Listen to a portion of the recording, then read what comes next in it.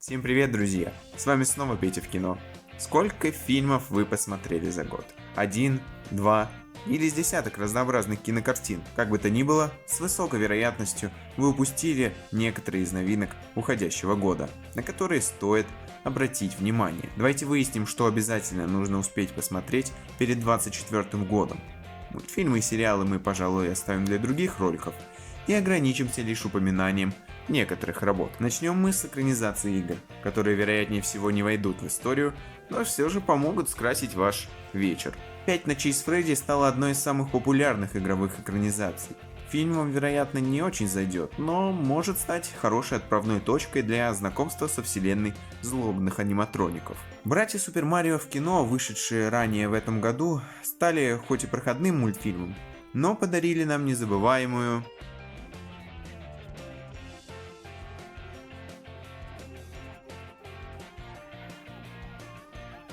Здесь же расположилась и экранизация уже гоночной серии игр под названием Гран Туризмо. Фильм не хватает звезд с неба, однако вполне способен развлечь. А какой фильм вас развлечет наверняка, так это «Подземелья и драконы. Честь среди воров». Здесь вы увидите адаптацию настольной игры Dungeons and Dragons, ставшую по праву легендарной по всему миру. Год был насыщенный на продолжение известных франшиз. Не все продолжения получились хорошими, но если вы вдруг пропустили, то сейчас как раз можно наверстать. Marvel и DC в этом году нас снова не порадовали. Какой-то отдушиной стали только третьи Стражи Галактики, идеально завершающие путешествие Джеймса Ганна в Marvel, и сиквел приключений Человека-паука Майлза Моралеса, где он сталкивается с мультивселенской угрозой.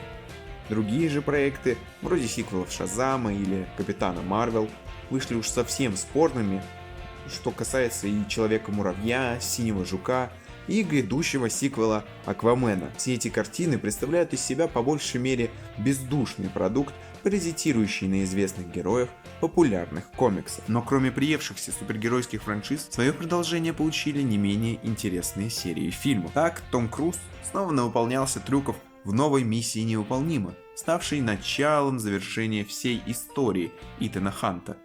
А Вин Дизель, в свою очередь, устроил начало конца уже для своей форсажной саги. Собственно, в 10-м «Форсаже». Кстати, в этом году вернулись и многие франшизы. Мы увидели новых охотников за привидениями, Пилу 10 и даже приквел Голодных игр, вышедший совсем недавно. Вернулись также и трансформеры, ставшие повторением уже приевшейся формулы фильмов про роботизированных пришельцев. Они также принесли нам кроссовер со вселенной G.I. Joe, а параллельно им вернулись, чтобы снова уйти, сразу две серии фильмов. Индиана Джонс со своим колесом судьбы, наконец отпустивший на покой Харрисона Форда, а также Астрал 5, поставивший точку в известной серии ужасов. Кстати, на ужастике год оказался неплохим. Не так много по-настоящему годных ужасов, но все же есть несколько интересных работ. Так, «Восстание зловещих мертвецов» вновь вернуло франшизу в нужное русло, а фильм получился вполне неплохим. Тогда как фильм от студии А24 «2-3 Демон приди» подарил зрителям годный развлекательный ужастик с необычной идеей. Но главным фильмом ужасов, вероятно, станет «Все страхи Бо» с великолепным Хоакином Фениксом в главной роли, где весь сюрреализм происходящего вкупе с выдающейся актерской игрой дарит незабываемый зрительский опыт. Достойны упоминания и другие ужасы этого года, в их числе «Стук в дверь» от всеми известного М. Найт Шьямалана, «Винни-Пух. Кровь и мед», ставший слэшером про милого медвежонка, и «День благодарения» от легенды ужасов Элая Рота. Здесь же и «Бугимен» по одноименному рассказу Стивена Кинга. Такой вот год был для популярных франшиз и фильмов ужасов. Однако теперь моя любимая рубрика. Здесь не только блокбастеры, но и по-настоящему захватывающее кино, которое вы обязаны посмотреть, чтобы быть готовым к грядущему Оскару. Да и просто насладиться прекрасными историями. А начнем мы, конечно же, со столь разных, но со столь крутых проектов «Барби» и «Оппенгеймер», ставшие легендами 2023 года и подарившие нам забавную историю Барби и биографический эпос про отца атомной бомбы. Фильмы вышли в один день и породили невероятное количество мемов и обсуждений. Ну а мы получили по-настоящему качественное кино. Также круто в этот год ворвался и Мартин Скорсезе со своим трехчасовым эпосом про индейцев под названием «Убийцы цветочной луны». в очередной раз подарив нам великолепное кино. Фильмы «Май декабрь» и «Оставленные» также не должны пройти мимо вас.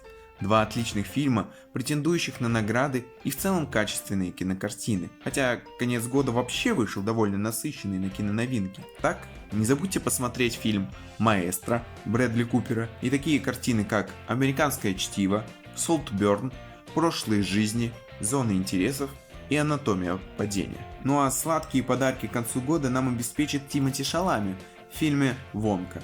Не забудем также и про сразу два фильма от любимчика русского зрителя Гая Ричи «Операция Фортуна» и «Переводчик».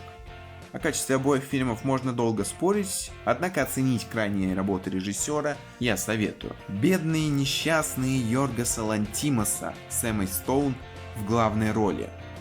Вот это действительно один из самых ожидаемых проектов этого года. Фильм уже нахватал кучу наград и вот-вот выйдет в мировой прокат. Именно этот фильм может подарить долгожданный Оскар для Эммы Стоун, а для нас стать не только неоднозначным и незабываемым приключением, но и отличным завершением 2023 года. Ну что ж, друзья, такой вот и получился киногод 2023. Это не совсем подведение итогов, однако мы так уже около подвели итоги того, что было в этом году и того, что еще будет.